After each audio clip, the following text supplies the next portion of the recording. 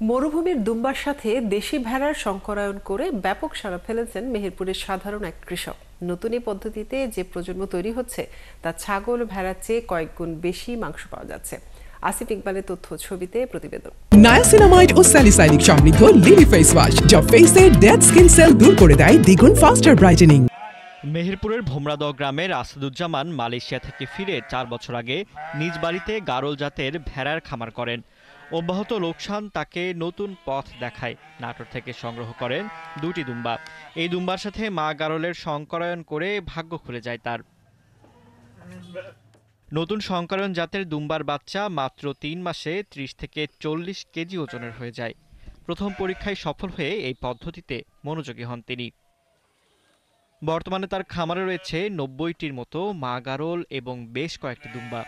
এখন সারা বাংলাদেশের লোক আমার খুঁজছে বাচ্চা দেন তো বাচ্চা যা চাহিদা, আলহামদুলিল্লাহ এটা আমি খুশি। 4টি বাচ্চা বেচলে যা হবে আমার একটা বাচ্চা বেশি সেই টাকা আসছে। তিনি আরো বলছেন, ছাগল ও ভেড়ার মতোই স্বাভাবিক খাবারে বেড়ে উঠছে তারা, এই রোগবালাইও কম। গারলের বাচ্চা 6 মাসের ওজন আসছে 16 থেকে 14 কেজি, 14 থেকে 16 কেজি। আর দুম্বার করাসের বাচ্চার ওজন আসছে 35, 40, 45। কাগজপত্রের অজুহাতে ব্যাংক দেয়নি ঋণ, মেলেনি কোনো সরকারি সহযোগিতা।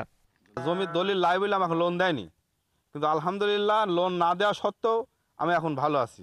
প্রতিবেশী ও পরিচিত জনদের মাধ্যমে সারা দেশে এই উৎপাদন ছড়িয়ে দেওয়ার চেষ্টা করছেন আসাদুজ্জামান। দুম্বা এবং ভেড়া পোষার জন্য আমি সিদ্ধান্ত নিয়েছি।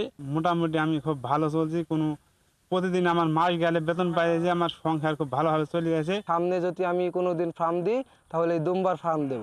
দুম্বা গারলের ক্রস জাত মাংস উৎপাদনের ক্ষেত্রে একটি মাইল ফলক হিসেবে দেখছে প্রাণী সম্পদ বিভাগ। পজিটিভ হিসেবে আমরা বিবেচনা করছি, তবে এটা অবশ্যই গবেষণার দাবি রাখে যে এ ধরনের ক্রসিং আমাদের অদূর ভবিষ্যতে এটা আমাদের জন্য কতটুকু টেকসই হবে। মানুষের মাংসের চাহিদা পূরণ এবং খামার করে আরও বেশি আয় করার অপার সম্ভাবনার পথ দেখাচ্ছে দুম্বা গারলের এই ক্রস জাত। ফারদিন নীরব, ৭১।